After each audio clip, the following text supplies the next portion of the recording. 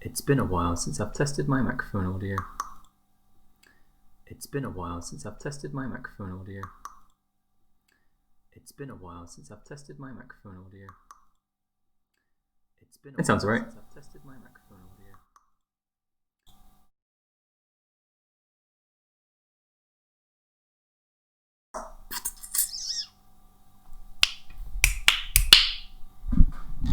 How loud does it get when I get really close to it?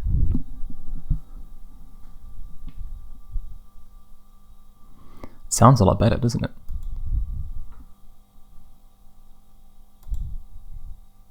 Much less noise, much less echo. I could try and put my microphone a lot closer to me. Although you can already hear the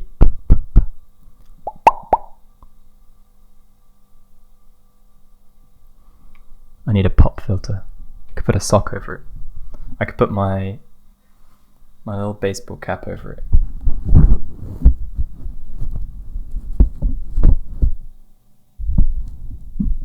It's now a virtual haircut.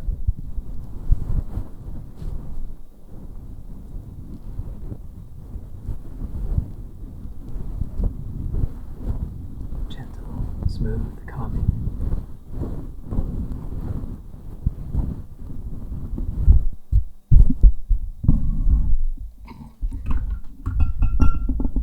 Maybe that's a good position for it.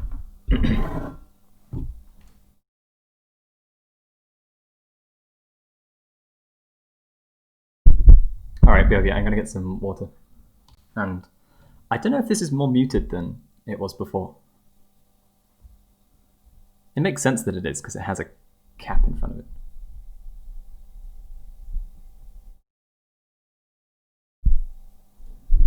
Also, if I make it taller.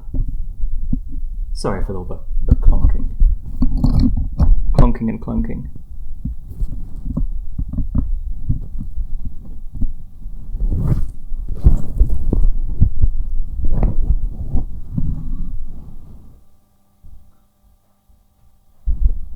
But if this is a better place to have it, then I'll keep it there, if it doesn't get in my way.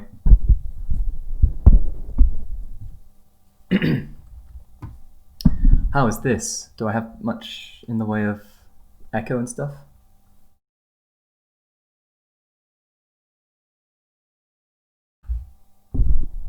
Still certainly got a bit, but it's better than it was.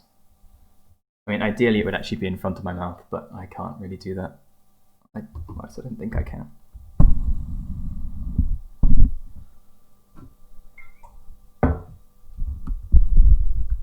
A little bit of acrobatics, sticking my hand through underneath the mic cable. It's not bad. I could do this.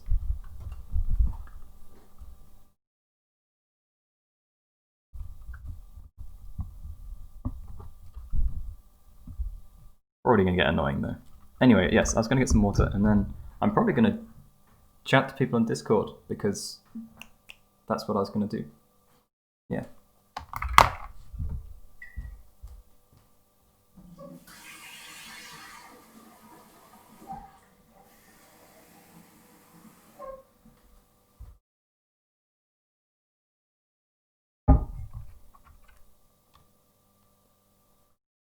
Okay.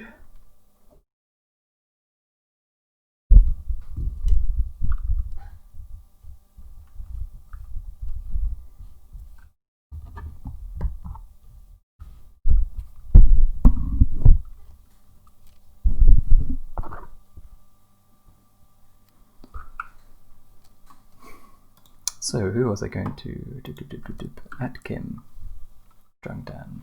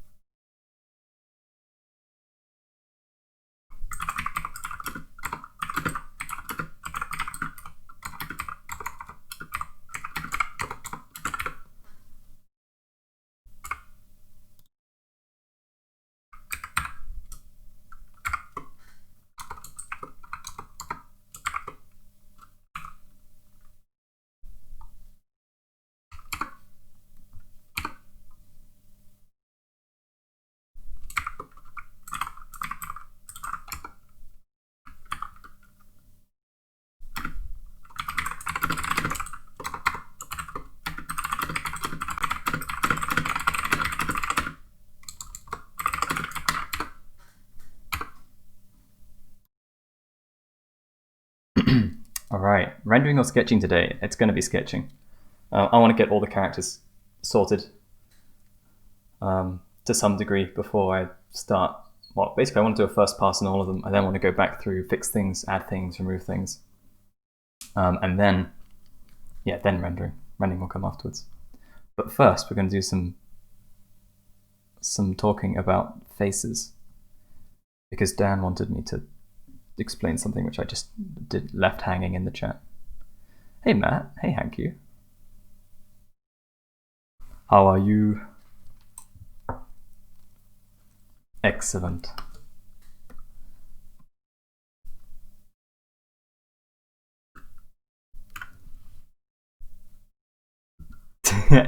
It's a chant. It's ready to be chanted.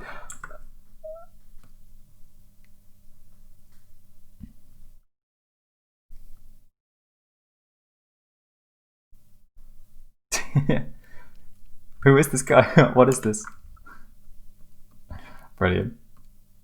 There's I think there's quite a few, because I've searched TCK on like Instagram and YouTube and stuff, and there's a lot of channels which use it, and it's really funny. One of them was just like a dude who was, I'm assuming, playing Counter-Strike or something, and like opening packs of skins and stuff, and in the comments they're all like sort of standard YouTube meme comments being like, oh, when TCK says this and does that, and it's really odd because I'm so used to that being referring to me.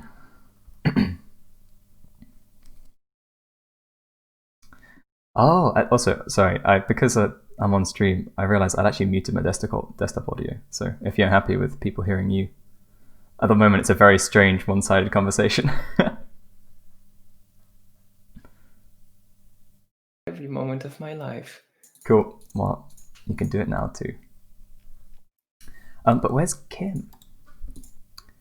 Because he'll just have to poke me when he comes in.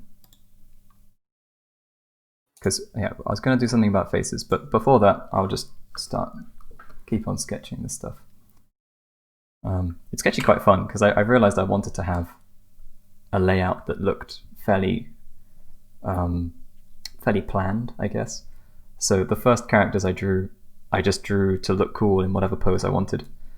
And at that point, I knew that I still had enough room to move them around and sort out a lineup. Interestingly, they actually fit together quite well, but now I've got like the expanded roster just around them. And it makes a lot more sense. Now I can sort of verify whether the leader actually feels like the leader or not, and etc. And because the whole point is to make sure that the personalities of each character stand out, now I can sort of see them all at once and get a sense whether they look too similar, or where I need to push the personality of a character in a certain direction.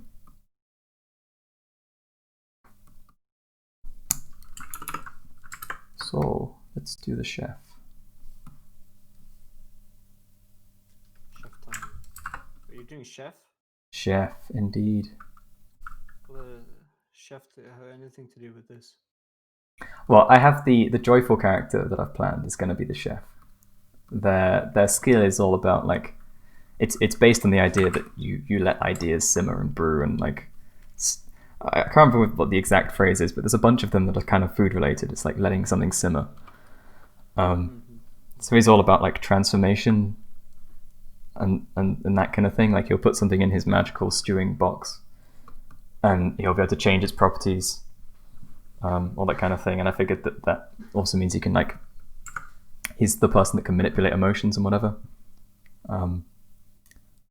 So, like, if you need to interact with another entity, they can influence them to behave differently. I see. And also, just like, they're the joyful ones, so they're just constantly boosting team morale with delicious food. Yo.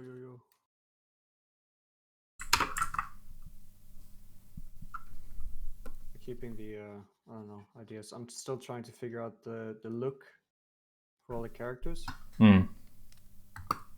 All to feel like they're in the same universe. Yeah, there needs to be like some sort of consistent motif, I think. Yeah, and it's really difficult, honestly, because I kind of want it to look like something out of like a carnival or something like that. But it's kind of difficult to figure that out for a character that's kind of serious or a character that is brave. I'm trying to make all of them somehow interact with each other. Yeah, and you don't want to just like do something generically brave or whatever, and then just skin it with like a clown face or a big red nose. Like if you're going towards carnival, because it will feel dull. It won't feel interesting or properly linked. Yeah, but I will have. I know that the whole feel of it will be absurd. Like Cool. Like a fever dream. Sort of like surreal as well. Mm-hmm. But keep in mind when you say surreal, I won't go for like surreal rendering. I won't be Oh, okay. do acid trip rendering, that type of stuff. It would be cool to do a bit of that. Like I think I have the opportunity to do that in the 4D box. Like there could be some weird stuff there. Okay. Where like light is kind of just appearing in places it shouldn't, and that kind of thing. Oh, okay.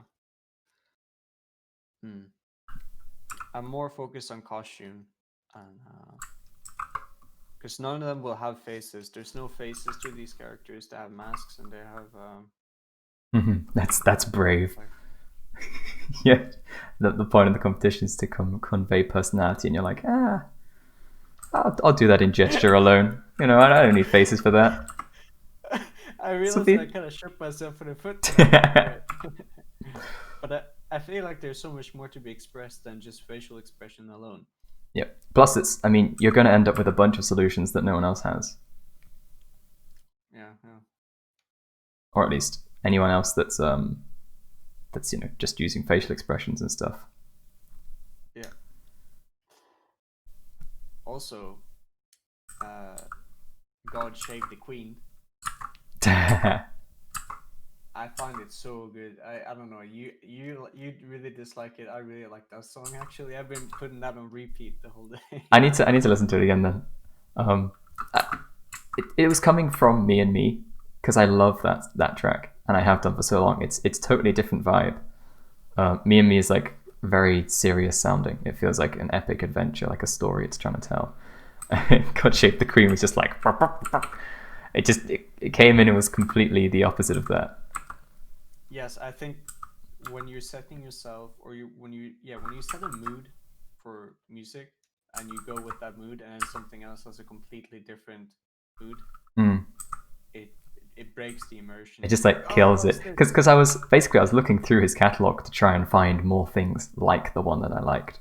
So I already had it in my head that I was looking for something specific. So obviously I found something else and went, no, that's not it. It's like brushing your teeth and eating oranges after. Yeah, exactly.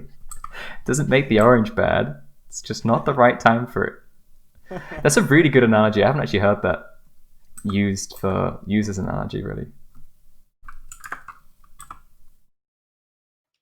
Oh, well, there we go.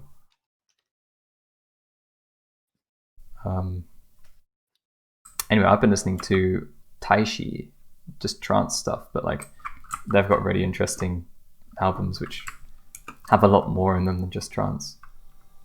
Okay. I've definitely been enjoying it. Unfortunately, like the only places I can find the consistent albums are on Bandcamp, so I can't really play it while streaming because you can't turn Bandcamp down. And I guess I'm just being a noob. I'm currently using Discord through the browser.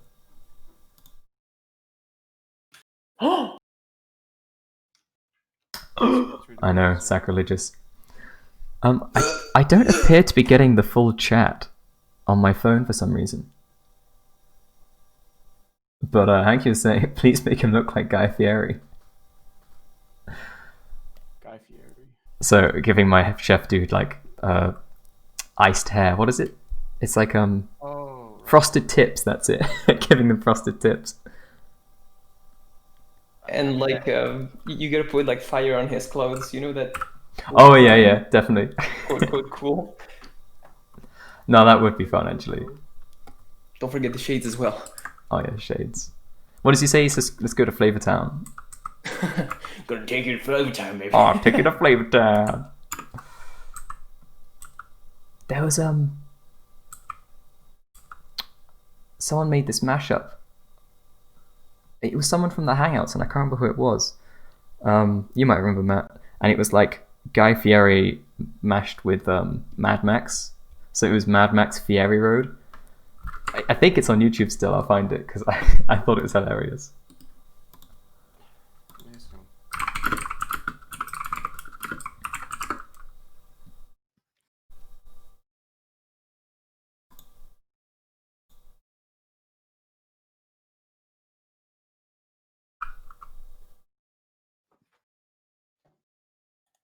I put fiery because I can't spell. Fieri, please. Fury. I decided to change the leader guy again. Oh yeah? Yeah. I think I'm gonna choose the one with the head on his chest. Or at least that's the feeling I'm getting. Cool, fair enough. Here's the Fieri Road. I realized that Fieri is not fiery or Fieri. It's got an I on the end. Let's see. Thank you. You're saying the exact same thing I do. I think I see Jelka. I call it on purpose. Jelka, and I'm just like, oh, it's Tsukawa, but then it's really not. I get them confused. I get them really mixed up. Anyway, I'm gonna watch the Mad Max Fury Road because I wanna. I'm Guy Fieri and we're rolling out, looking for America's greatest diners, drive-ins, and dives. This trip, wow! It's a first-course feast. This is like an He's eclectic talking about the funk link in menu. chat. On this full hour of amazing Is that in appetizers. on Twitch? Because I don't see it on We got tasty on Discord, Discord. That's the most tautilistic. smoked Kansas poppers. Brother, that's wicked. As we start this appetizer palooza. Are you guys excited at home? That's all right here, right now, on Triple D. So I didn't hear what you said, but if it was about the link, I put it on the Twitch chat. I don't think I can scroll back to see a Twitch chat. Oh, not if you've just opened it. Fair enough. I'll put it on Discord too. That'll be much better. But yeah, what's happened to... What's happened to Dan?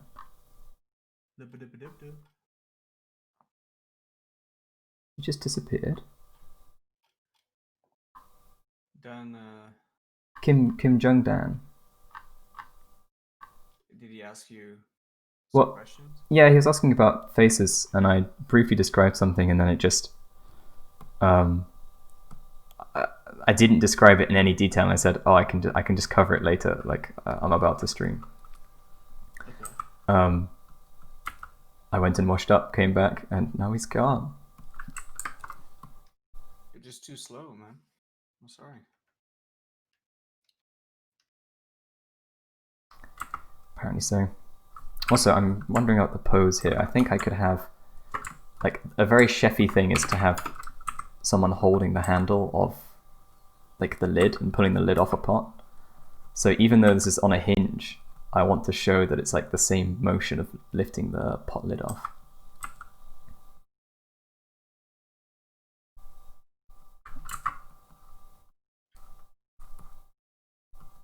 So is the pot the mystery box?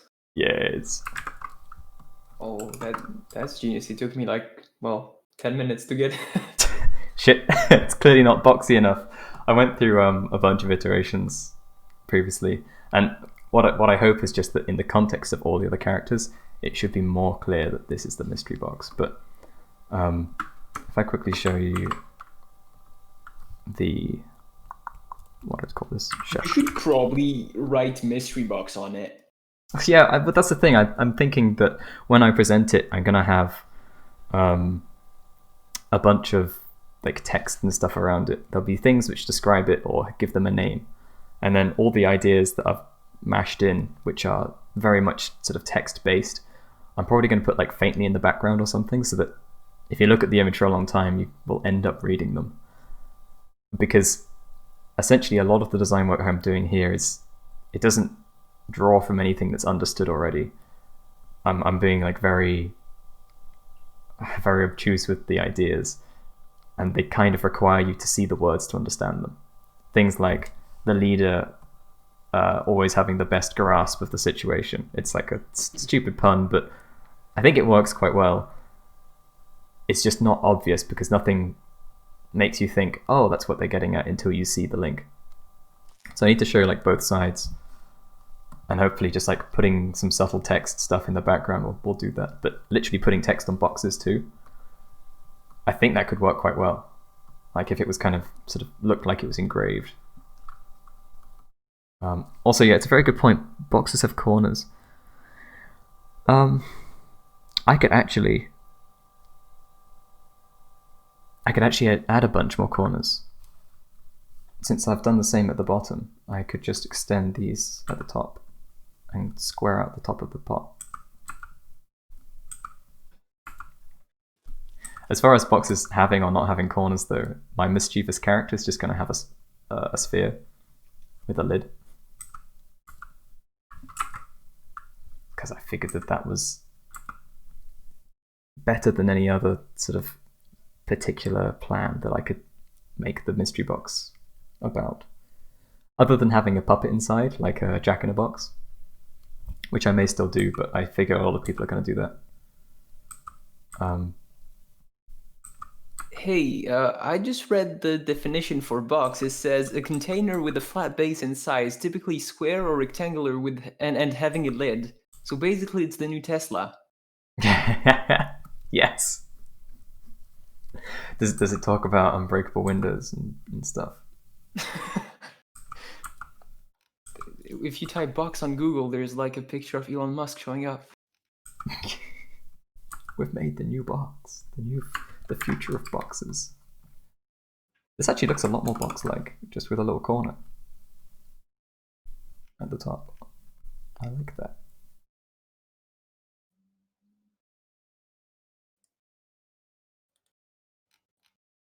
Verax 100, you love the beautifully rendered Knuckles squad when you scroll down. Hell yeah.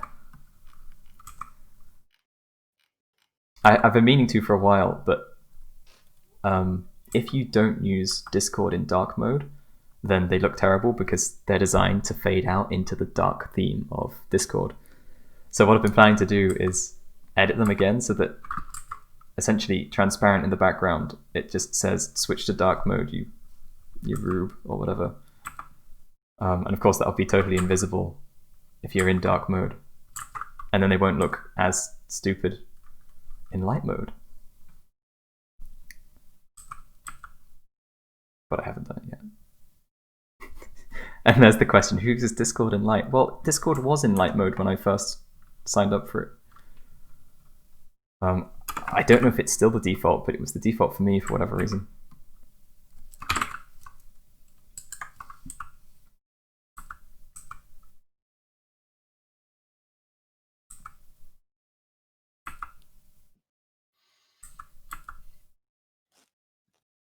So of course I changed it immediately and then forgot that some people may not have it in dark mode. I can't remember what reminded me that my Knuckles would look silly if they didn't have dark mode on. I'm assuming I saw someone else's Twitch open, and I went, oh no, that's terrible.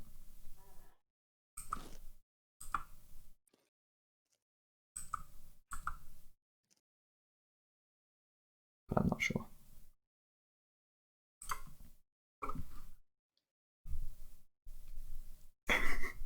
Isn't it condescending that this character is fat just because he's a chef? Nah, they're just eatable, man. Make good food. I'm just thinking that they are well insulated. I'm not planning to make them tubby, just because I prefer the look of like really thick clothing, and then yeah, fit and healthy looking individual underneath.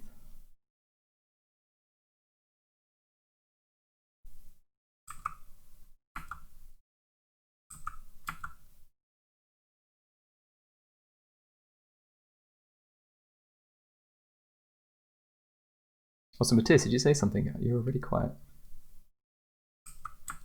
No, I'm not saying anything. No.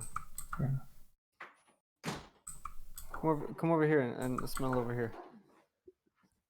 enough. Assuming you're talking to Axel now. Yeah, sorry. It's not going to make much sense to the viewers.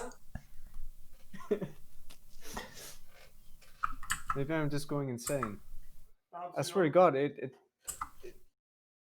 Oh, Yeah, nice. Yeah. no, super faint. Yeah. Super faint. You can tell Axel too that he's also live. What is he smelling? Yeah, I have no idea. It's weed. It's like. Yeah. Oh, is it out from the?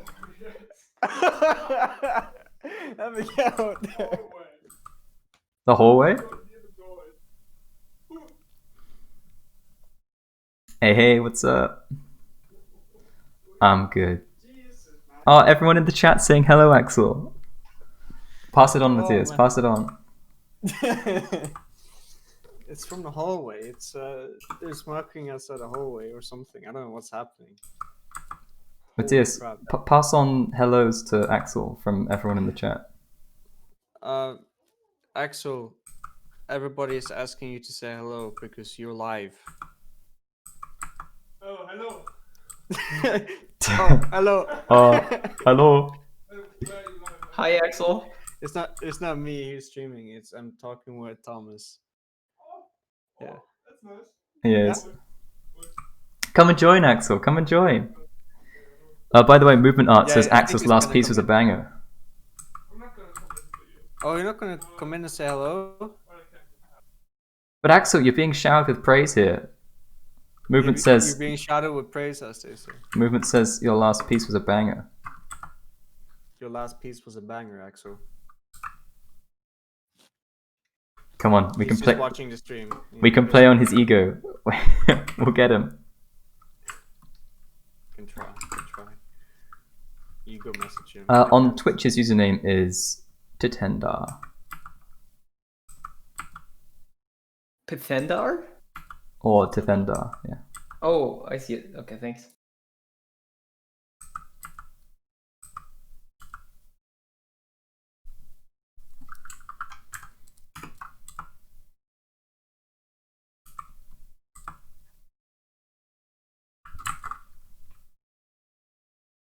Peer pressured into the stream. Success!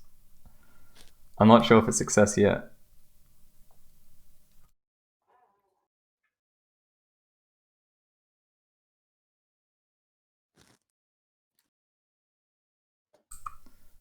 By the way, if anyone else wants to chat live, feel free, just join in the Discord.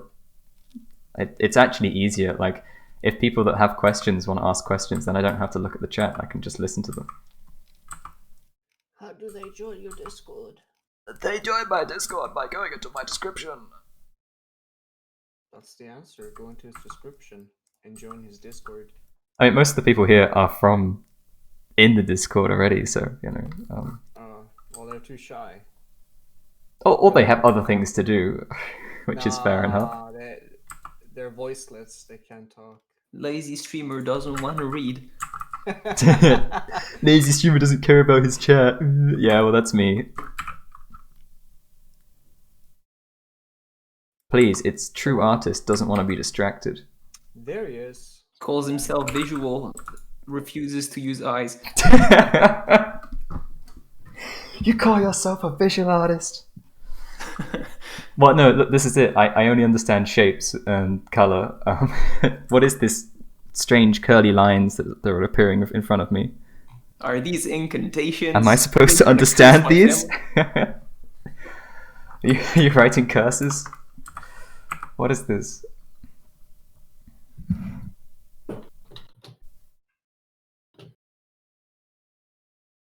Smiley face. You could make your chat emoji only, and everyone can only convey emotions, no more text. If that was possible, then I would love to. That is possible. It is? Can I just, like, just get a bot which, like, censors everything that's a normal word? That senses letters, you mean? Oh yeah, that makes sense. Just put in the alphabet. Oh man, that would be hilarious. Dan's in here, but Oh, Yes, I'm here hello. Hello. with my face question. Why I suck with my faces. That's not an easily answered question. Yes. But as far as tips that go towards what I think is important in a face, that is a question that I can answer, or I can give at least an answer to.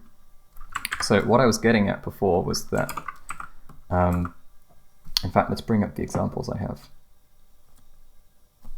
Oh, I only have 2, but that's fine.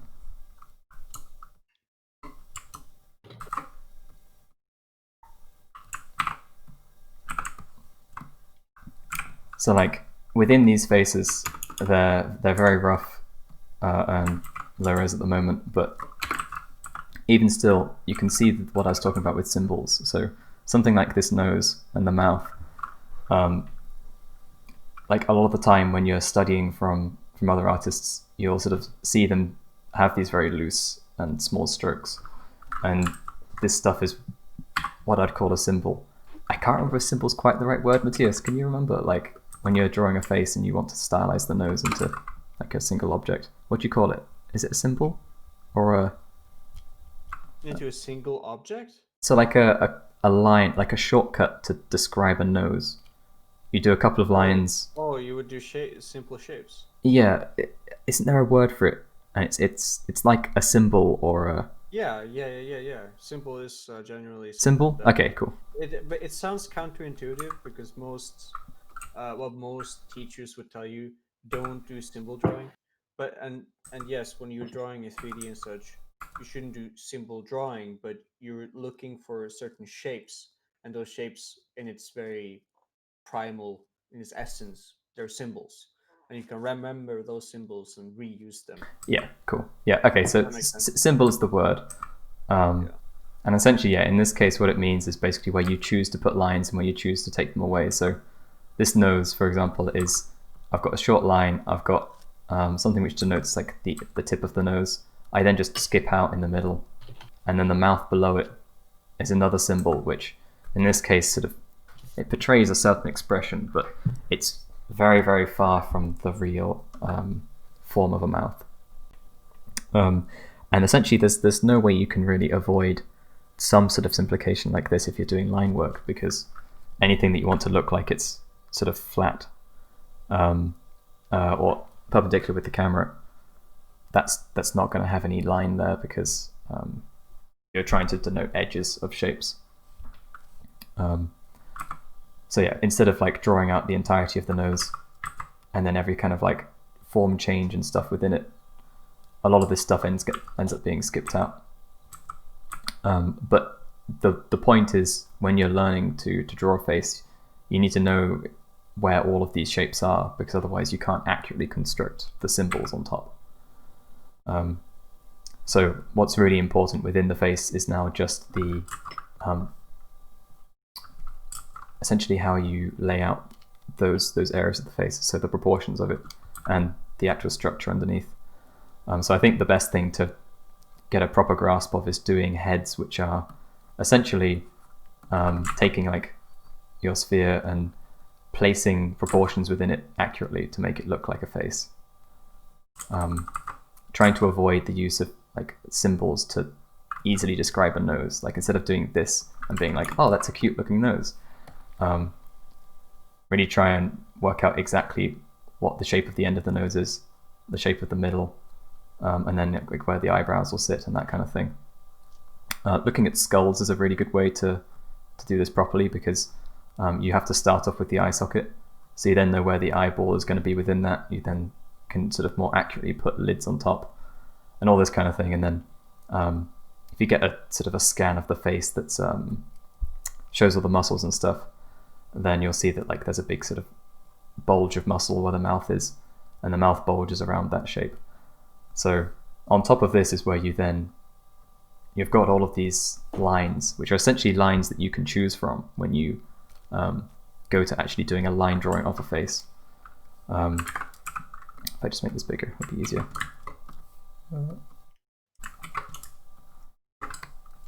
So you imagine that like every line that's would describe an object within the face has been drawn. You're now essentially choosing which ones you want to actually describe the face in the way that's the most aesthetic or that's the clearest.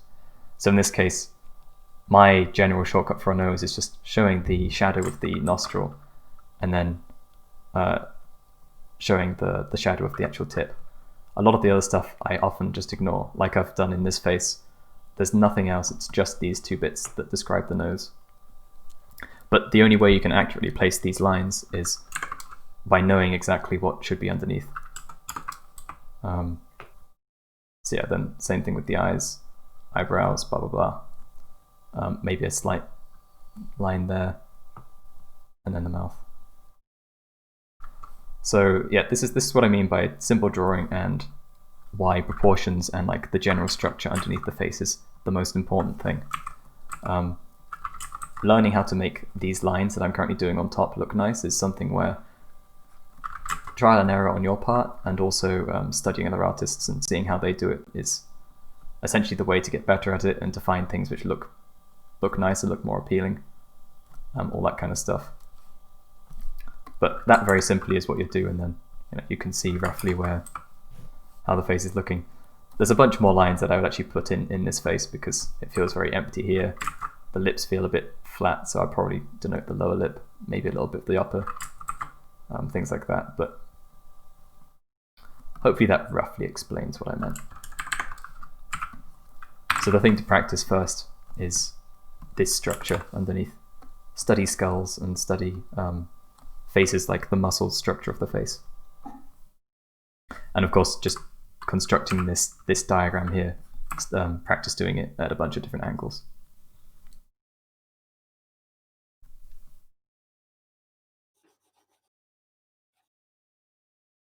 I hope that answers it.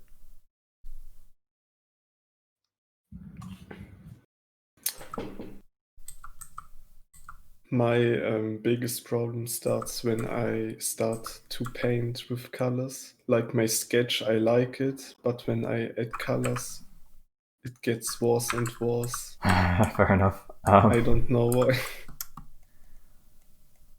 There I would say that you want to essentially take or at least the best way to practice it, I would say, is taking an image which is at roughly the same angle and has the lighting and whatever that you want to apply to your character, and then try and apply one-to-one as best as possible the colors or lighting that character has to your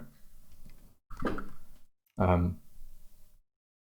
And just like essentially try and analyze exactly why the shadow is being cast in that area of the face, or why this area is becoming more saturated or less. A lot of the time, it's easier to remember once you have an understanding of why the colors in the face shift in a certain way. I'll quickly load up an image that I did recently where I was thinking about this a lot more than I normally do. Here we go, Nate. So in his face, I was trying to get all of these subtle like color changes and stuff, and there's various rules which you can learn. Like reading up on the subject is often the best way to sort of get an overview of these kind of rules. I can't think of any particular resources that do a good job for faces specifically, but I think I've gathered these things just from talking to friends. Like I know a bunch of them have come from talking to Matthias. And in general, like within the face, examples of that would be the slight graying of the chin area on men, because this is where you kind of, the slight stubble underneath will always like, and lack of blood where the skin is very close to the bone, means that there's much less of a pink color, so you get a graying effect around this area. And then things like the nose will typically have a higher blood flow, so either the subsurface scattering or just the color of the nose is a bit darker and richer with red. Same thing with the cheeks, and then basically all these kind of things which you kind of pick up from analyzing photos of faces.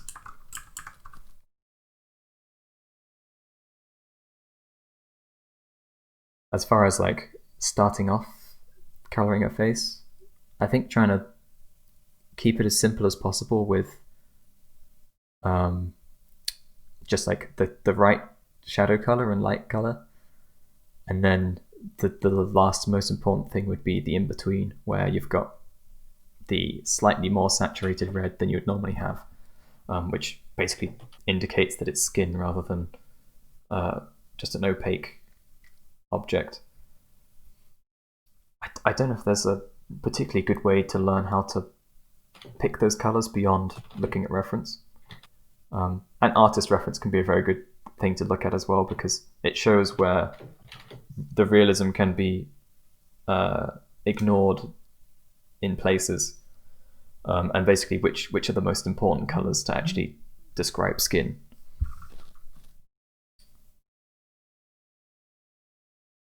But yeah, beyond that, if I take this face and like posterize it, so it's only a couple of colors.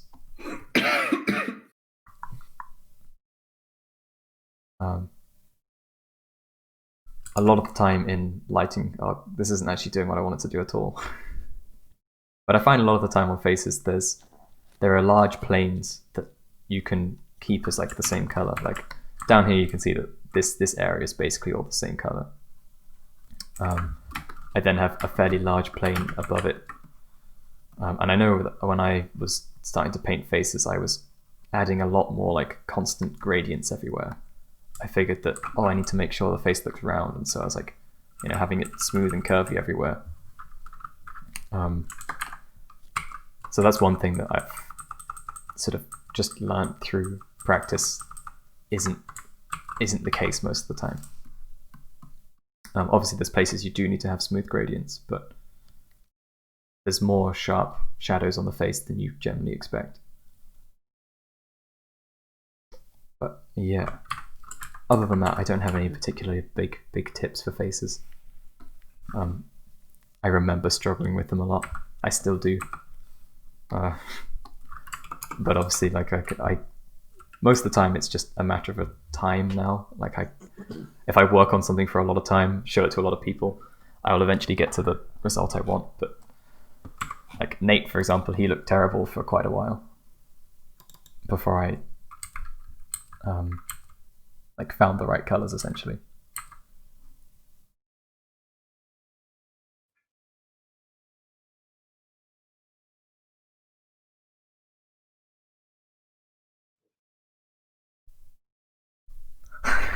Most streamers figured out they could say, drawing looks shit with colors, don't use colors, duh. Well, most streamers are bad people. There, I said it. Twitch is coming for you. Oh god, I just angered everyone.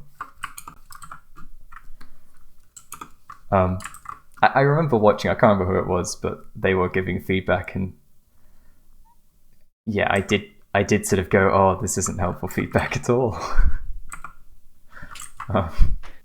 It made me realize that I would say that that's not a strength, but certainly something I feel like I'm a lot better at than most, is finding like useful areas of feedback to give. Yeah, right. You don't remember who it was. I don't, because I don't follow them. Oh. I know, exactly.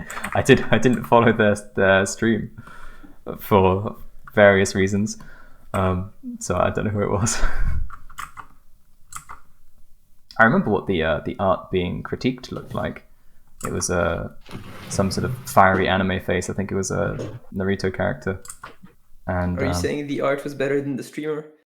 No, but it's the only thing I remember. So it was very orange. That was the thing that I remember about it. Imagine if that's how they judged competition entries. Very orange. Okay, Yeah, first place. It's very orange. Or it's just, that's very orange. Not feeling it. They load up Blade Runner 2049. They go, it's very orange.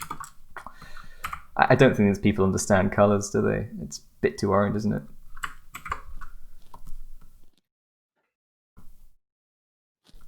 I haven't thought about colors at all yet.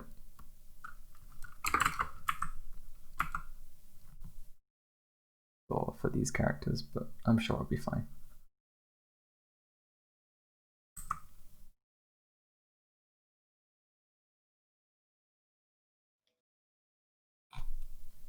Moving on, I mean, not a lot of artists on Twitch are pros, to be fair. Yeah. What, they're hobbyists and such? Yeah, that's fair. I think most pros have NDA, so that's why they're not here.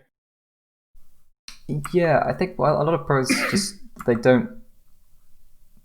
use a free time when they're doing their own art. I think they value it much more as a way to just unwind and feel free to do anything. I mean, I'm very aware of this. It's just I genuinely quite enjoy it. Streaming is high stress in a sense because you're trying to say stuff constantly, trying to respond to people. So it's not like complete relaxation. Very high stress. You might say something wrong and your channel disappears. You guys are giving me anxiety. How do I approach to draw Drapian folds?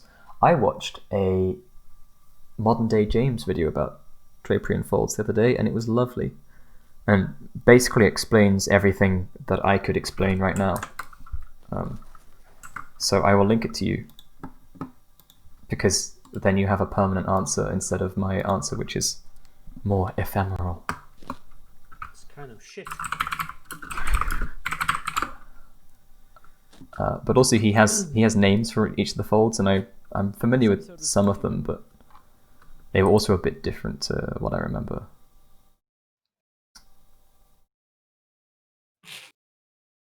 There may be multiple of these. This is one of them, and I think he had another which might be a slightly extended version. But it was cylinder folds, diaper folds,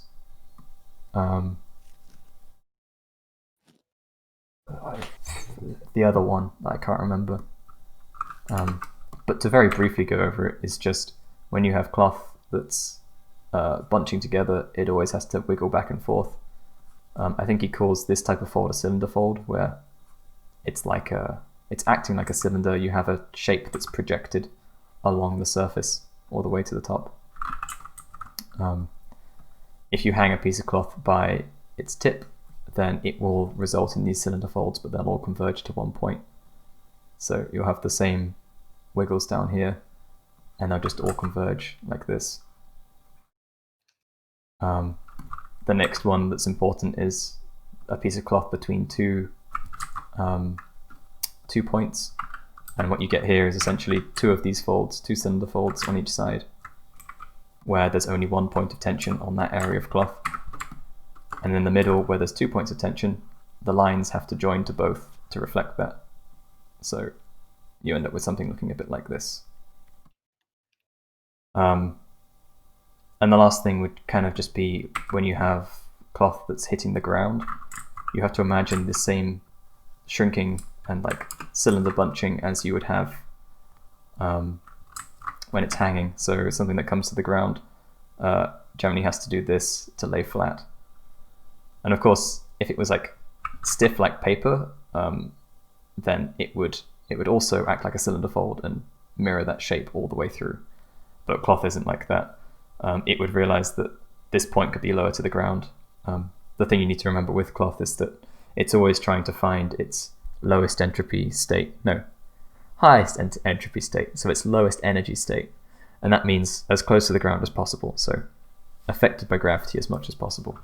So any place that's not being supported by something else like this, unless the cloth is very stiff, it's going to try and get lower. It's going to try and bunch down even more. And with randomness and everything, you end up with something that looks more like this very often, where you've got folds kind of bunching into each other. The same general shape, but just like far less regularity to it. So that's like essentially the basic folds that you need to be aware of. Everything else is like a combination of these. So the creases in a in a shirt shoulder, like you have these folds sort of coming down, causing this kind of pattern. And then when you get to this crease here, you've kind of got these, the folds where it's pressing against a plane.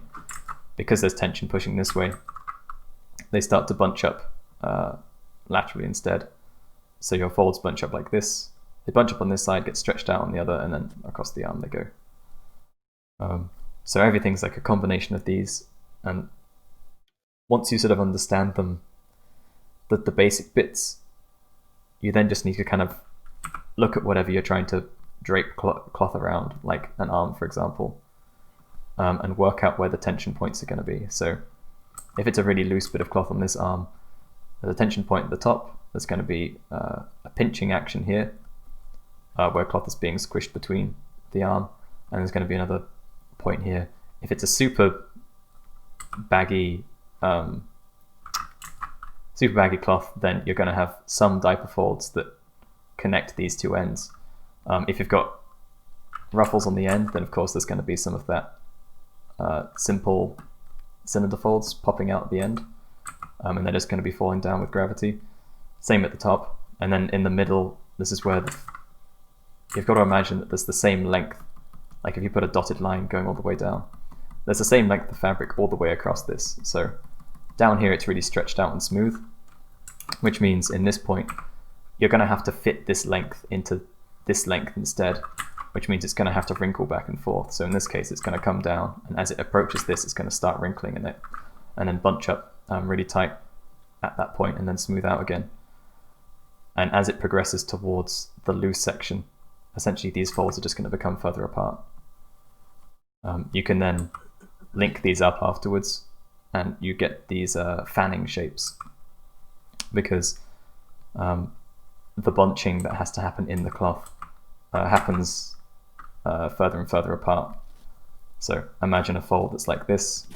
The closer it gets to the pinch point, the tighter it gets, and so the resulting fold over the top kind of looks like this. And at some point it's going to reach its flat state again, and a lot of the time cloth will kind of appear to have a sort of ring at this point, because there's still a bit too much excess cloth here to come out completely flat, so there's a last little bulge. And that's why a lot of the time when I'm drawing an arm like this, I will actually simplify my folds like this. I'll just draw a little loop which shows the folds becoming flat, and then the point where they become flat again. So that's folds, roughly. The last important one to remember, just because it happens on arms a lot, is a twist, because the forearm can twist. You need to remember whatever pose your hand is in will cause a twisting action in the fabric, and that's just going to be these same cylinder folds, but with a certain direction relative to the arm. Anyway, folds. What's the Model Dane James video?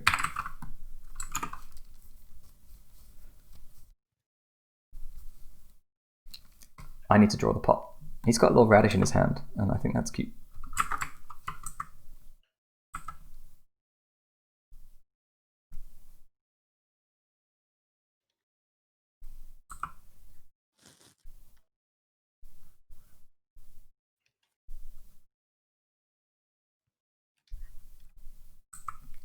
I was thinking about the emotes only chat thing, and I just counted the amount of default Twitch emotes. There's 233 of them. Surely there's enough to convey every possible emotion, right? There's even one for racism. That one. Oh, did I mistype it? Yeah, everyone, for a brief chunk of time, try conveying all of your emotions or questions in emoji form.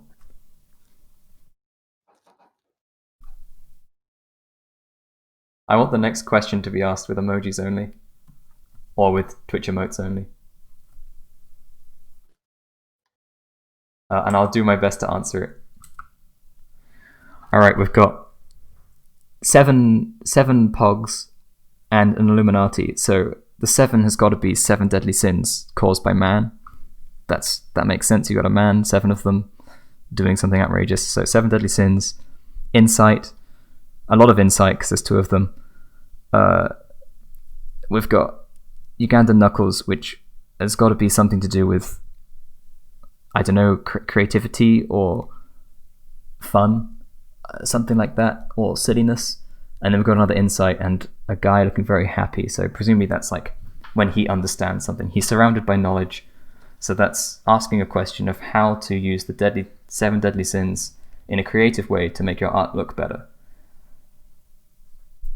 Well, the answer is when you have a line of 7 characters, theme each one about a deadly sin, and then when people realize it, they'll feel like geniuses. There we go. What's the next question? Someone looking upset with their hands in their hair. This is, of course, asking, how do you deal with stress? And the answer is to bake banana bread.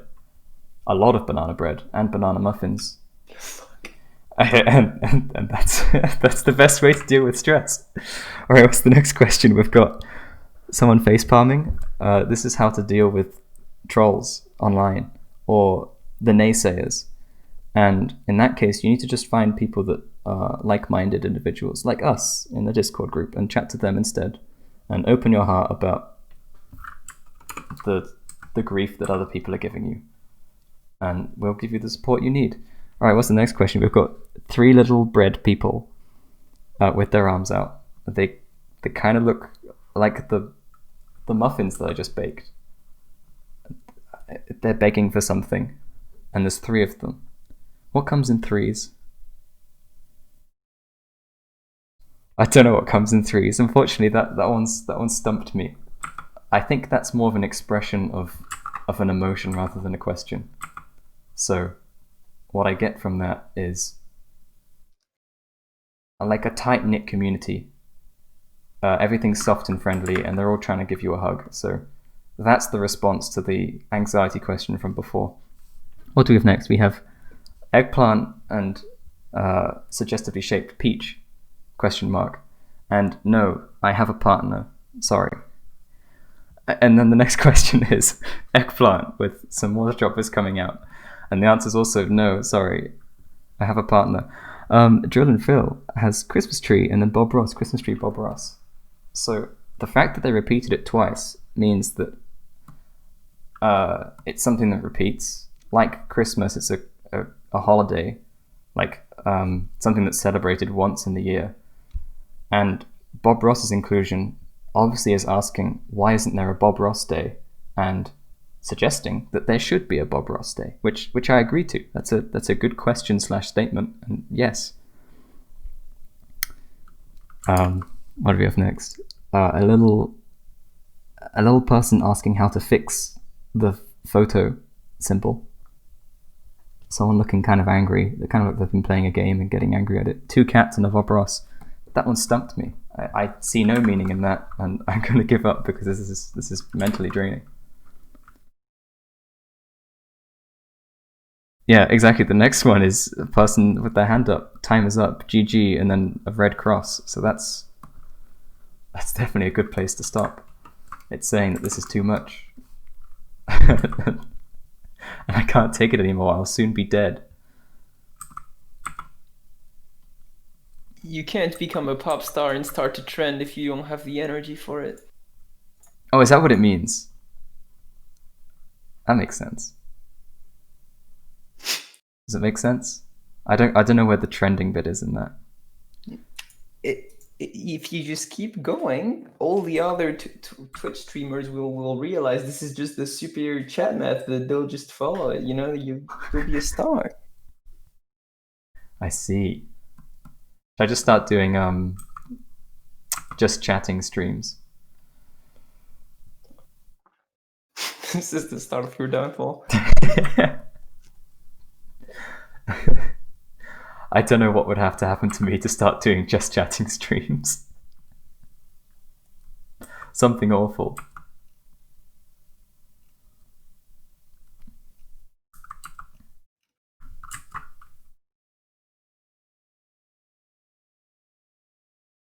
That's a good question for you. What do you think you'd have to do to just give it all up and do just chatting streams with people.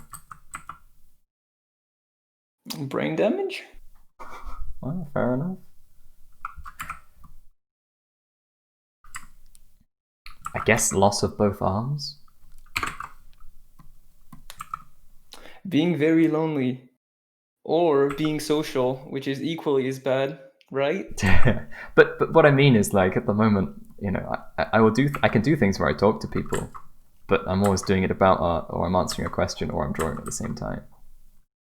But when you're just chatting, you're just chatting.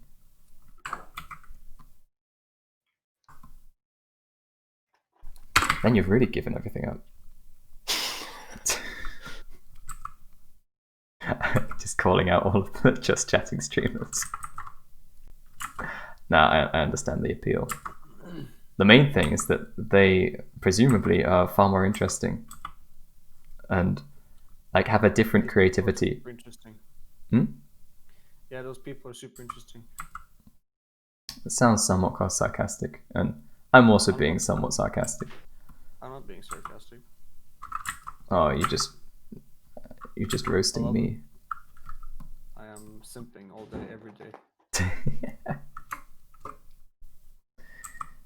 There needs to be like a little song about that.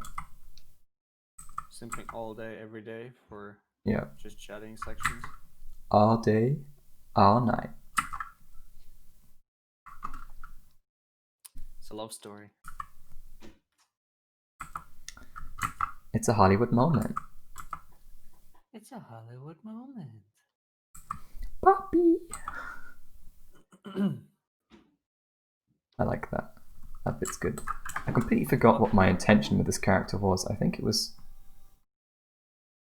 vaguely steampunky. Where's my information? Here's my information. Was he holding an entire pot from the lid? Is he that strong? Yeah. I actually forgot about that because I've been thinking too much about other things. I was going to lift this leg up so that it's on his knee. That's what I was going to do. That could be fun. I could go for quite a goofy pose where they're just sticking their leg out. Off or if it's my connection. Hmm? Can anyone hear me? I can hear you. Can you hear me?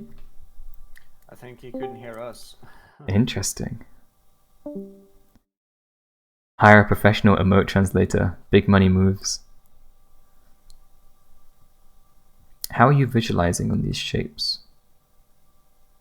As in, how am I thinking about what literal stuff could be within them? Part of it is because when I did the shapes, I already had some of this in mind. So I've fairly deliberately placed these shapes so that I can understand them easily, and I already have a rough plan of what I want to do with them.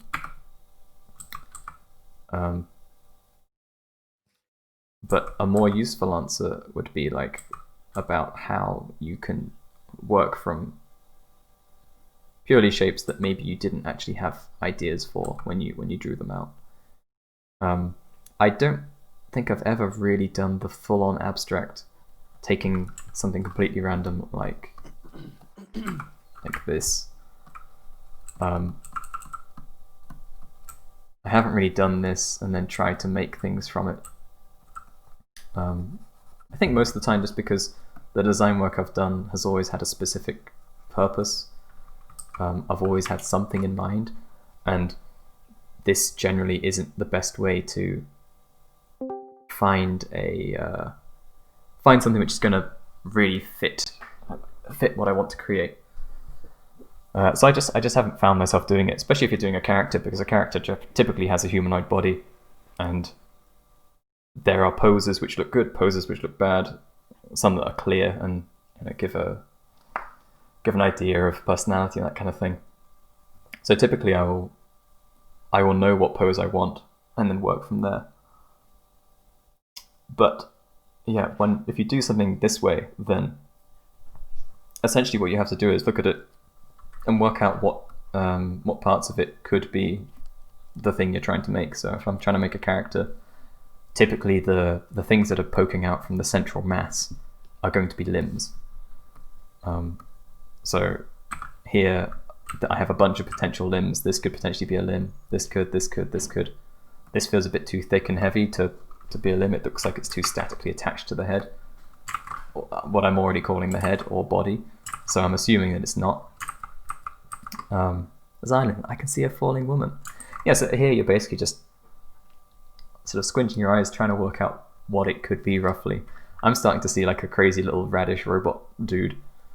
He's got like a joint here, 2 little limbs, and then some cute little legs, maybe with big toes, because on the one that's coming towards us, it looks like I've really pushed foreshortening. It's actually kind of fun. Yeah, so unfortunately it's very vague because it's entirely what your visual library has prepared you with. What things have you seen before?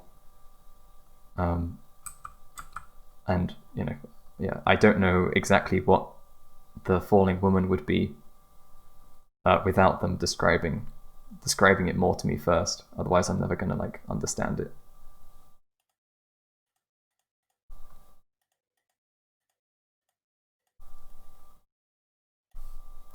Is my derpy dude. He's like scratching a record.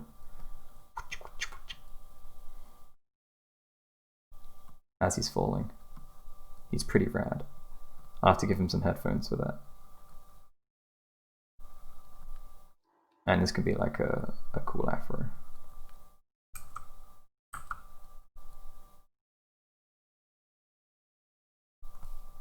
Anyway, I want to try and find that woman. See a falling woman with a dress, head down. Ah, yeah.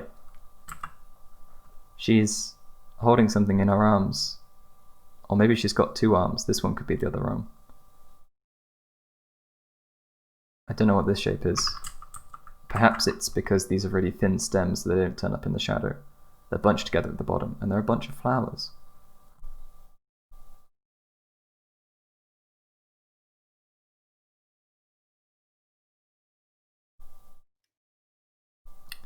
Oh, how easily the stream is derailed.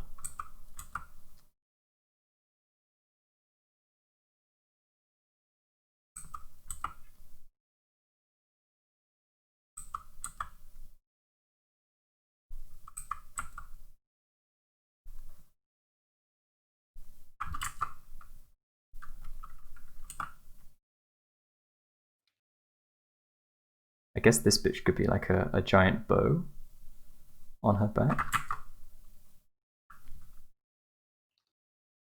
She's got a weirdly shaped dress, but that's okay.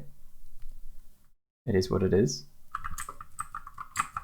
And then this loop, I guess it could be part of the bow, but I'm gonna have to put in little bow ties to show that it's actually fabric.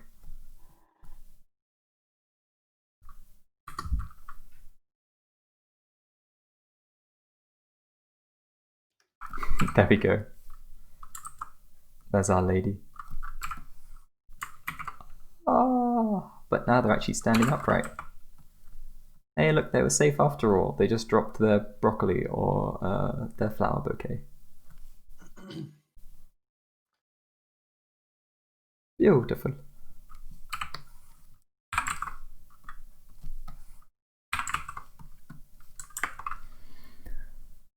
A mini bicycle with a furious Kirby on it. See, now I want to find out what that was, but I've deleted it.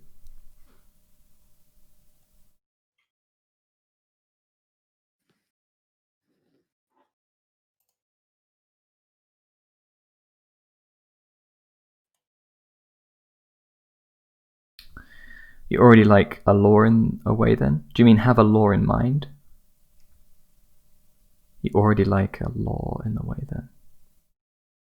Do you have lore in mind? I'm not sure exactly what you're asking, but I can see a falling woman, blah blah blah. since you're talking about visual library, what's your method of doing that? Matthias, Huh? what's your method of gathering a visual library? My method of gathering a visual library is to find references and study them, and incorporate. A good way to also enlarge your visual library is to do things that you aren't used to drawing. So, I mean, if you haven't drawn anything, then you have essentially a very small visual library. But if you've drawn something, at least you have some. But if you're not used to drawing people in armor, you find reference, draw people in armor. Study from the reference as well, copy, and then do your own versions as well. And I can drawing from imagination and seeing if you can actually interpret reality from your imagination. That will better solidify your visual library. Another way to, I guess, casually increase your visual library is to observe. Observe from life, observe art, observe objects, whatever.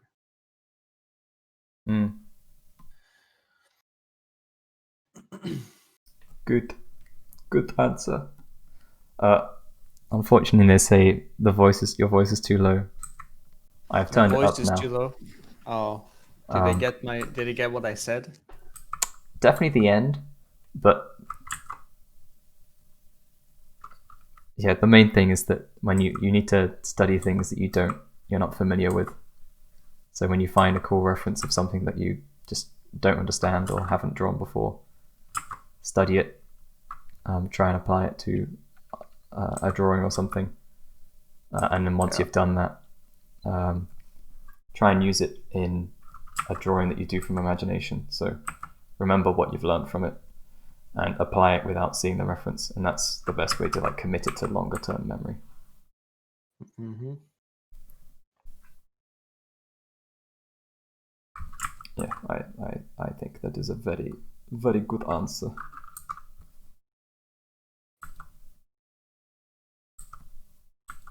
Thank you.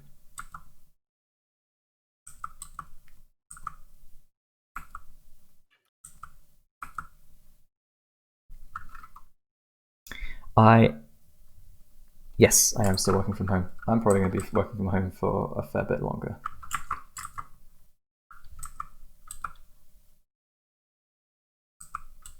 Because at the moment it works, and there's no point risking time off work for illness when I don't need to. I think that's the main thoughts at the moment.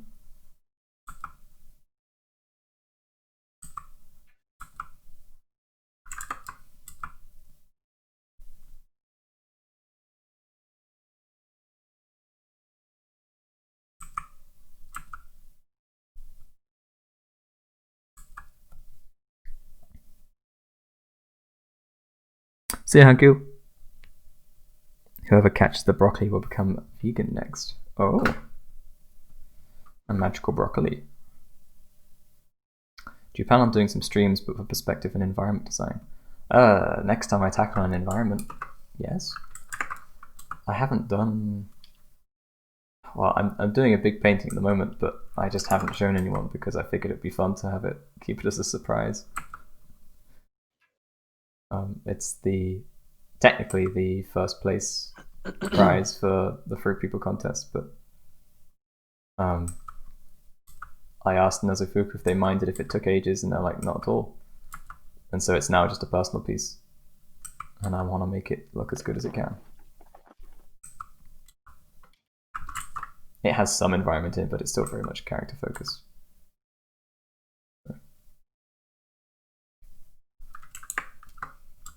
It's not too much help.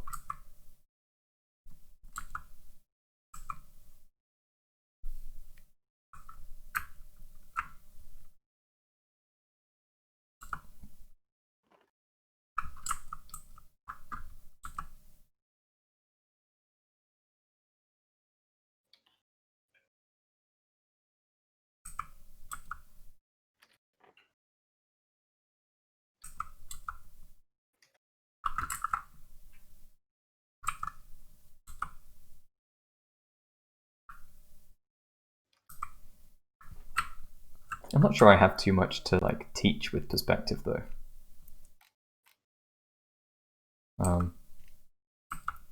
I think perspective is one of the more obvious fundamentals.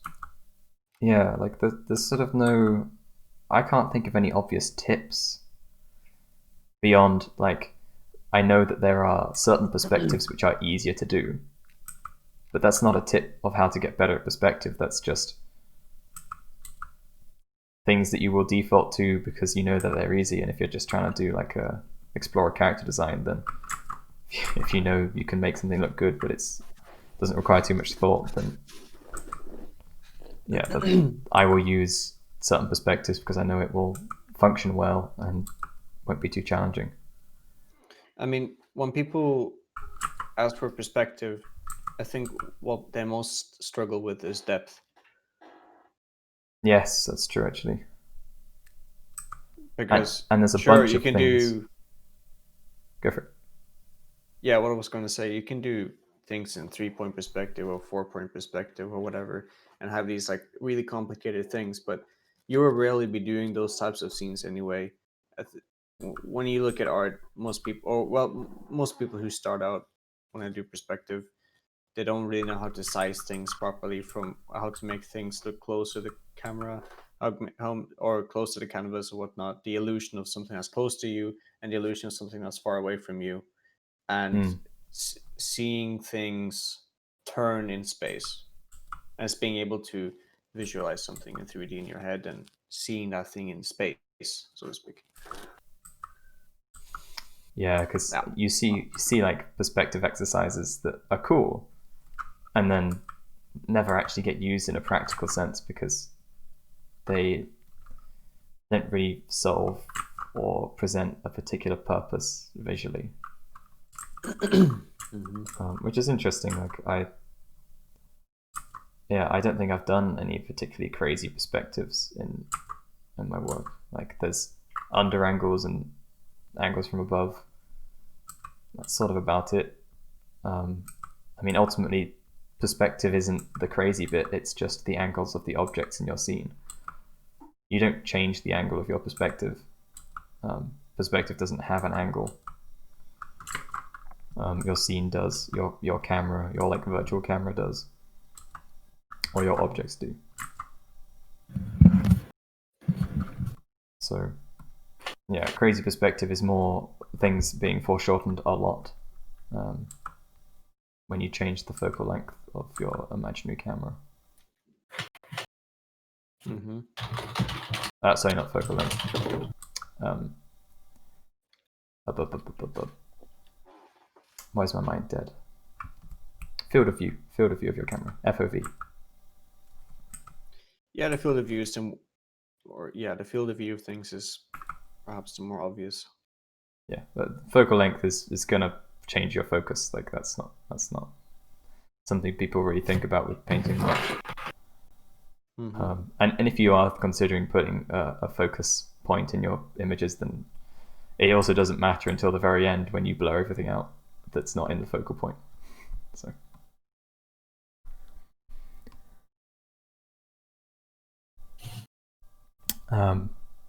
So yeah, with perspective, it's like it's learning it the standard way. I don't think there's anything I can really add to it. Scott Robertson is probably the person that taught me the most about perspective from his videos. At least what to look for, what to think about. The best thing is that he allowed me to see where I was going wrong. So that's the main thing with like most learning processes. It's faster if you can spot your mistakes quicker, and you could do that with by paying a professional to teach you, essentially, or mentor you or whatever. Or you can find ways of working on your own that allow you to spot mistakes more easily. Working with an artist's reference or with photo reference, things like that, or even 3D is a really good way to do it because you know you have a sort of what is correct. You can try constructing the same scene yourself and then comparing them. and then you'll quickly see what's not correct. Mm-hmm. Also, I need to check when Alicia wants to Skype.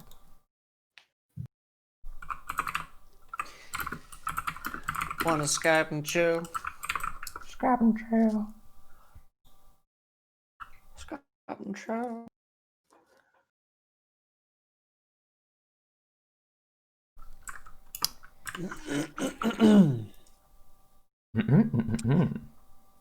Yeah, I don't know. I'm like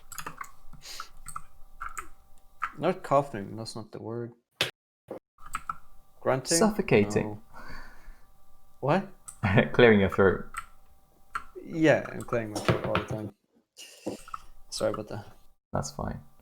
You can that's how you start off a throat singing sound. Yeah, I'm not gonna try. I haven't done it for ages. You should do it for your new music. Oh, playing that for could be me. cool.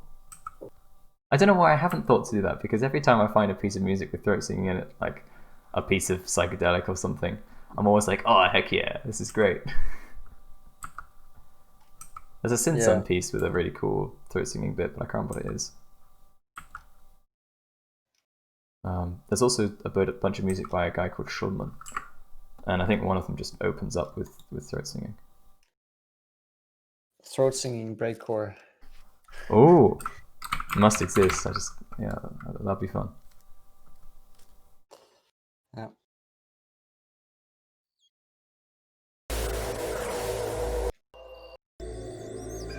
There we go.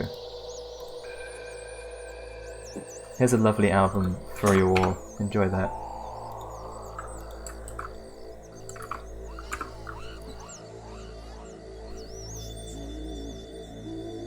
Damien Fate, hello. How are you doing? Hero. Welcome to the late night hang session. Yeah, sweet.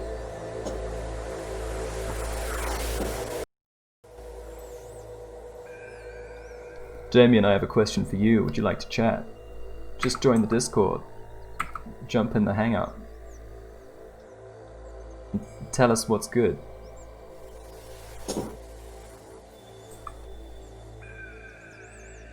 That's right, you can be live. Let's make this into like a talk show.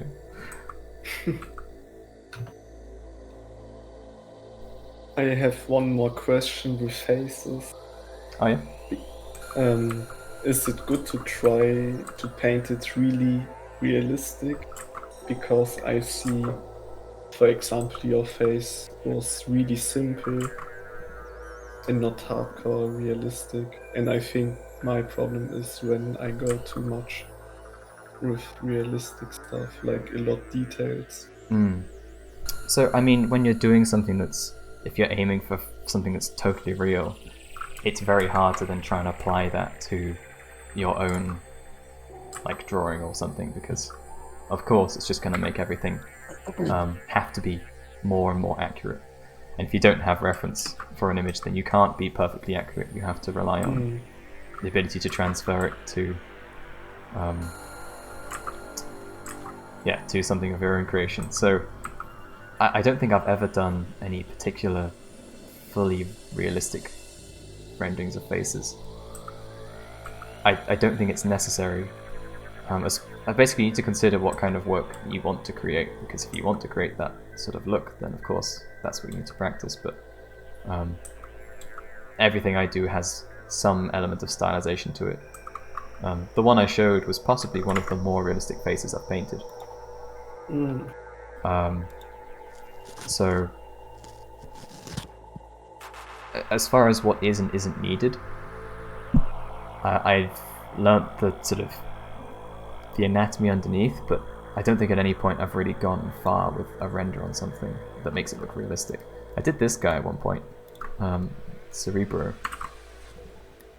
and he's got a lot of detail on him, but like all of this stuff is just it's detailing because it's making it look more visceral and interesting, but it's not realistic at all. Not really. So yeah, it really depends what you're trying to create. It looks somehow realistic. So that's the thing. Like, it gives the illusion of realism through detailing. But I would say that he is only as realistic as the Nate character is, except of course, I painted Nate from much further away. The full image means that I can't put that much detail in his face. But it's almost the same level of detail. It's just he's further away from the camera, whereas Cerebro is right in front of the camera. So yeah, like in terms of stylization, they kind of hit the same level, like where I've pushed shapes from what is actually real.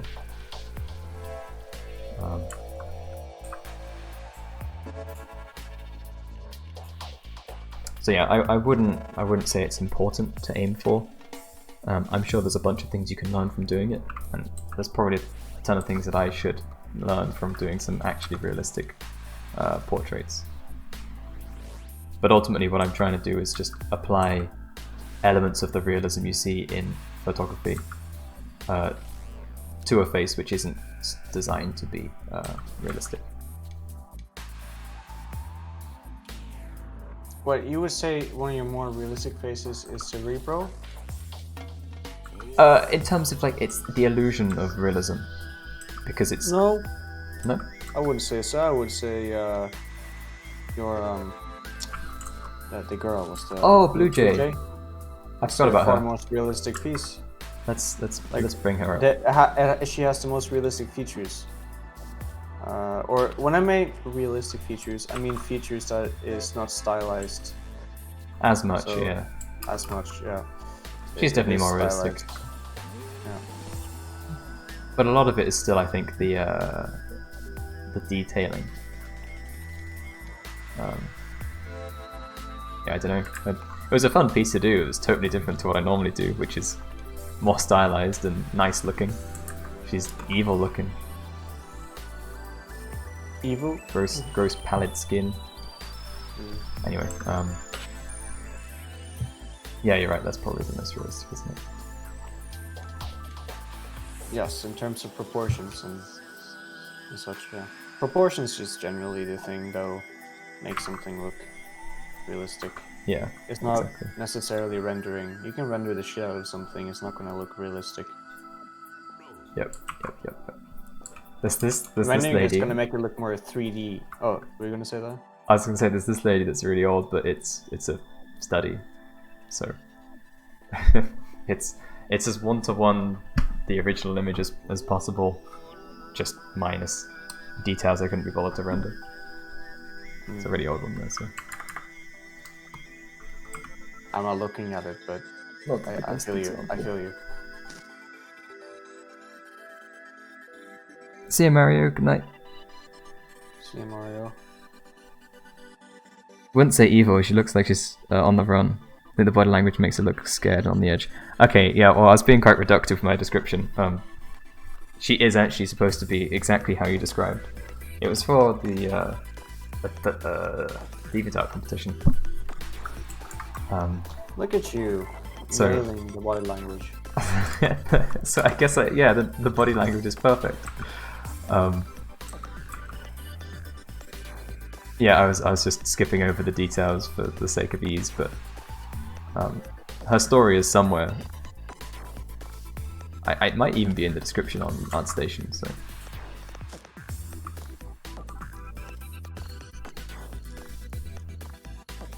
You can see what the real intention was.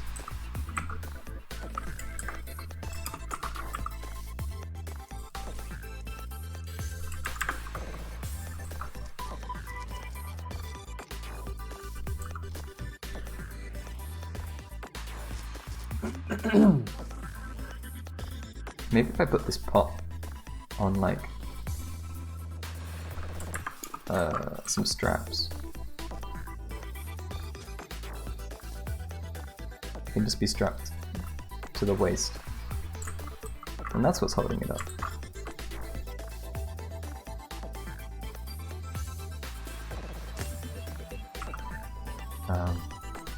I'm not sure. What's a good way to hold something up, Matthias? Like just straps to her waist? Like she has he or she. I'm not decided looking. I'm yet. not looking at it. Let me go into Twitch. They can have a, or they're gonna have like a little Bunsen burner thing, which provides the heat. But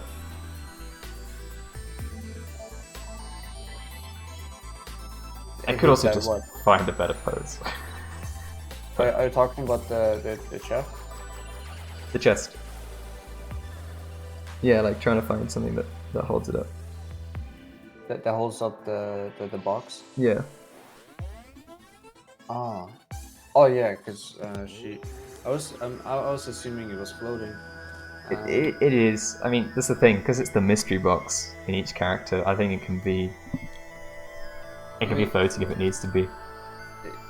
What you could do instead is, instead of having it sit on her hand, you can almost make it look like she's dragging the box. Like if you make her arm that is holding the lid, make it actually pull it up, like with the elbow sticking up in the air. Ah, yeah. So it's like and having some of the liquid come out.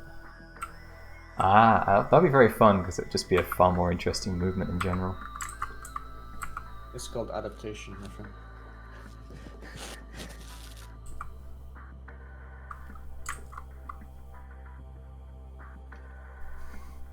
Perfect.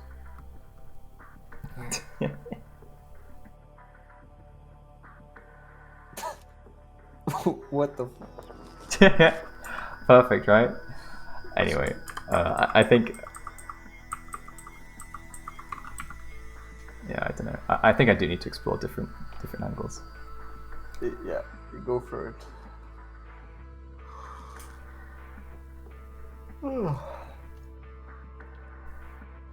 I haven't hung out before, really. Really like this stream's vibe. Well, I'm very glad you do. Please feel free to return.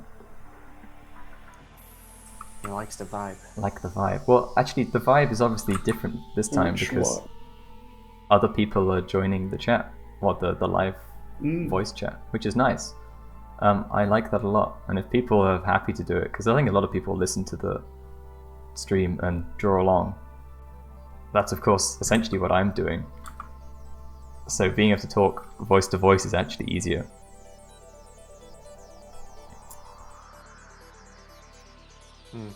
You said it. That English tea time thingy. Yeah, exactly. They've got finesse, they're a chef.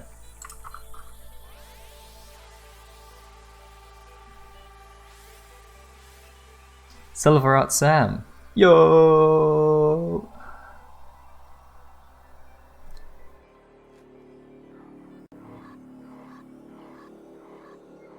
You can join the chat if you want. Actually, I might leave soon. Yeah, I'm thinking the same. Oh, well, this is so. That was a very quick switch. Before I go to bed. I realize it's actually late. But yeah, we'll definitely do this again because it's nicer. I think I don't have to drone on about really stuff. Nice. One thing I've also noticed is that I don't like it when if I'm talking to sort of myself constantly, then I'll lower my voice to a point where it's kind of like as if I'm on my own talking and not to someone else. So I kind of constantly get this low drone and I kind of croak with my voice. And I've heard it in streams that I've recorded before, and I don't personally like it. But it's hard to not do subconsciously when there's nobody actually listening. I kind of like it. You like it? Oh, Yeah, it feels Alright. like I'm leaving my own body and I'm listening to you instead. fair enough. When it's like just slow and relaxing. But the thing is, like, if I was going for that more chill, relaxing vibe, then I would inflect my voice differently. I think it's kind of like a subconscious change. It's not within my control, so maybe that's why I just don't like it. But if I wanted to sound softer, then I could do this sort of thing. And maybe this sounds really weird and pandering, but this is what I would do if I was consciously trying to speak more softly, rather than kind of just like croaking. Because Thomas is a control freak, confirmed. yeah, I need to be seen in the exact way I want to portray myself. I mean, I would say that's certainly part of my personality. Is I'm consciously aware of my appearance. I think, in terms of like my mental appearance. How can I describe this? Like, physical appearance doesn't really matter too much. Social appearance, perhaps. Social appearance. There we go. Like, I'm very sensitive to hurting feelings and giving the wrong impression and that kind of thing. Yeah, I guess I'm kind of similar. I don't put people in a box, but I'd test people from time to time. Yeah, exactly. Like, you're definitely better than I am when it comes to going further. If someone's like, I think the main thing is I'm very unconfrontational, and I sometimes try to do the opposite and sort of be more confrontational because it's fun and interesting. But a lot of the time I'll sit back and let whatever else is going to happen. Yeah, it can be fun. It's fun when it happens, but I don't do it for the sake of fun. I do it for the sake of testing people's trust. I want to figure out who they are, because generally people show their true selves when they're put in a situation of stress. Yeah, exactly. Because they have no time to think and act in the way that they want to. Like, they have no time to do what I was describing. Please don't wanting to do. test me. Yeah.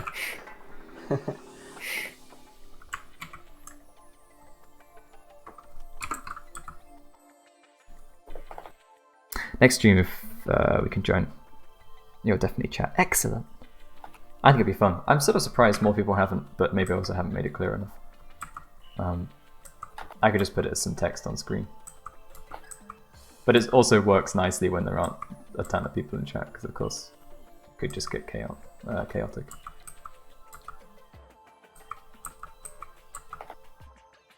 Imagine having 60 people in that chat, huh?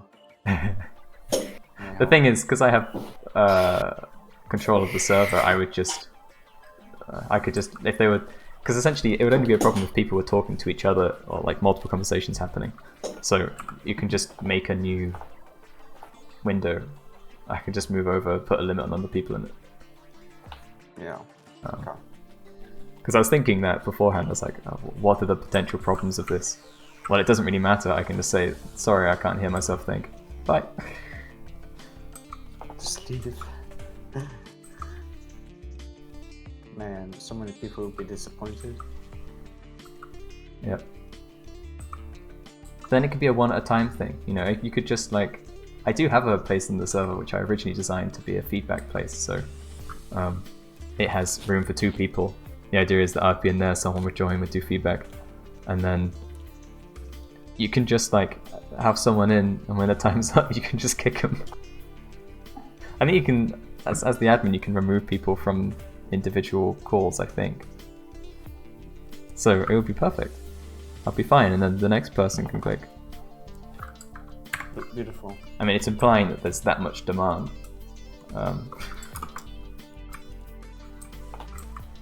But I don't see why that wouldn't work.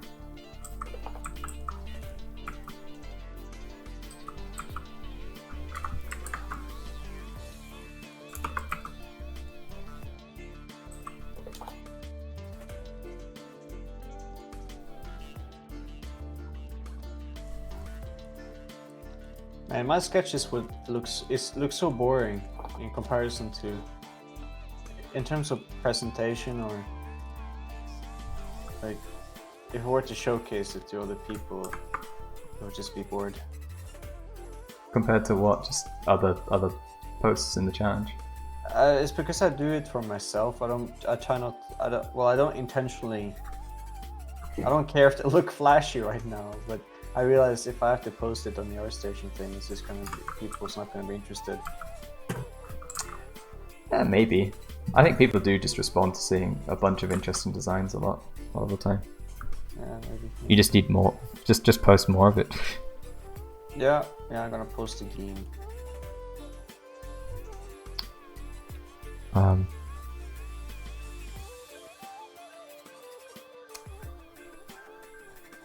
Is there something that helps you decide the frame/cutout Specifically, do you mean the crop of an image? Sorry, I'm getting to that a bit late. Do you follow any kind of process during the rendering? A lot of the time I put in flat colors with ambient occlusion and then apply lighting afterwards with multiple layers. So essentially if you have the ambient lighting, so it's sort of like 50% and below in terms of how bright it is, with the ambient occlusion, so places where the light will never get to regardless of the source.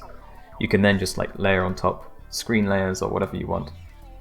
I prefer to just layer a fully opaque layer on top and then adjust the colors manually with color balance and color select and all that kind of thing. And then I can just mask in exactly what I want that light source to hit.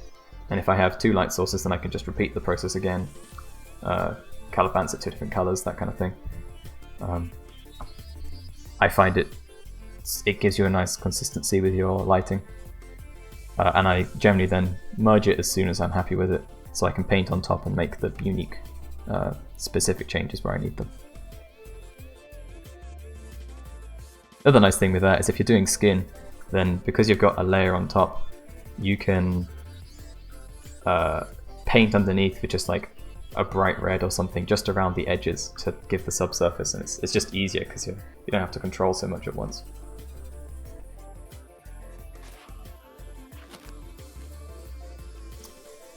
By the way you explain things, I think the demand will increase for sure. Yeah, well, that's been when I've like put it on screen that I'm doing feedback sessions. I haven't done one for quite a while, but there's been a lot of people wanting this stuff.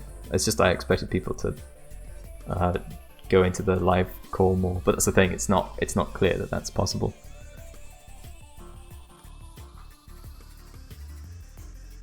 You're gonna go. It's late here. Yeah, thanks for joining. I hope to catch you a different time. Movement art, yes. So the crop of an image. Hey. As far as deciding the crop goes, I think it's like. Hello. Oh, hello. Give me a second. I'm just going to respond to movement.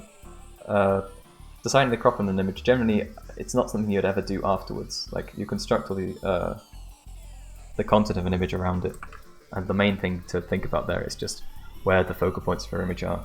So lining up the thirds and trying to stop items of interest getting too close to edges, because that generally feels uncomfortable. But that's really about it, I think, for crop.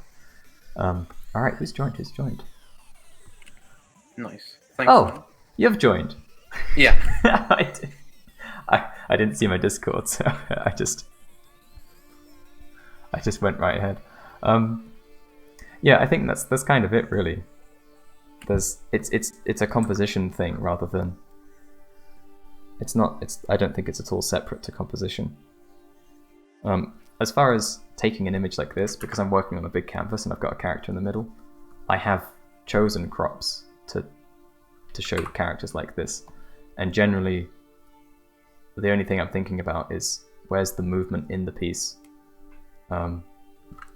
Like this, for example, if I cropped it like this, I think it would look... Oh, that's not right. Sorry. I think it would look uncomfortable because there are elements which are getting far too close to the edge of the frame. And also, despite the focal point being central, the whole movement of the focal point is pointing off to this side. So you need to make sure that this has enough room. So if you're going to put anything close to the edge of the frame, it should be the bottom corner, because this is where they're coming from. We don't care about where they're coming from, we care about where they're going to. So giving that space room instead. But generally, you're not composing images or composing the bounding box around an image after creating the image. So, yeah. I see, gotcha. So just thinking more about tangents. Yeah, exactly. Like tangents are the thing to avoid, and then giving things room so that they feel like they have space to breathe. Like putting stuff on the thirds as well. There's a nice cutout shape here which kind of lines up perfectly on the third. This is the top right third, and then everything else is basically a central focal point. This gets kind of close to the edge, and if I was going for like an illustration, then my gut feeling would be give it more space overall. But since I'm just like uploading a crop of this character because I want to display the design. Yeah, I think it would be good enough. Like if I showed the whole lineup. Here's another example of, like, I want to make sure there's enough room for the characters to breathe, so nothing touches the edges, but it has a bit more space as well. And at the resolution at which you would look at the character, it's quite a significant gap. When I was actually blocking the characters out, I'm also making sure that the focal points, things like the face, aren't too close to the edge. So both of these characters push the rest of their body out towards the edge of the canvas, so that the place you're going to look at first can be more comfortably within the canvas. And if you zoom out like this, they're now much closer to like a line that you might deem a third, rather than being way out here. Because it's such like a wide image with so many characters in, the rule of thirds breaks down because there's no way you can fit everything into just the center. But there's still like a comfortable amount of room between the main focal points and the edges.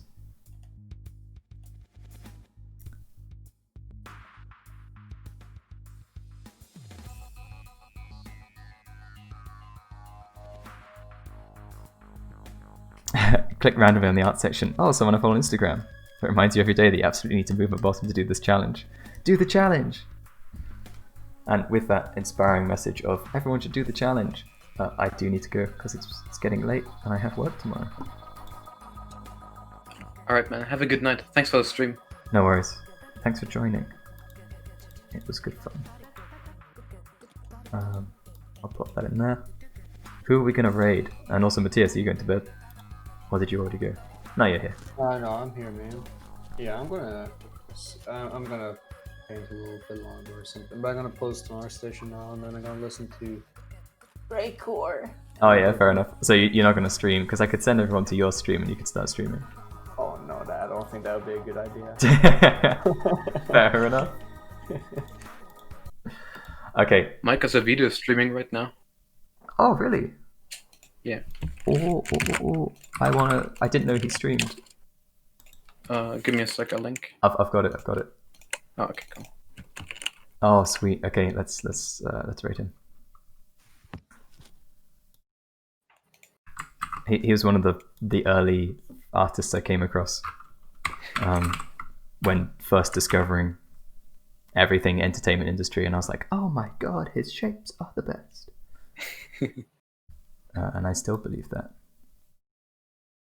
Alright, thanks for joining everyone. Farewell.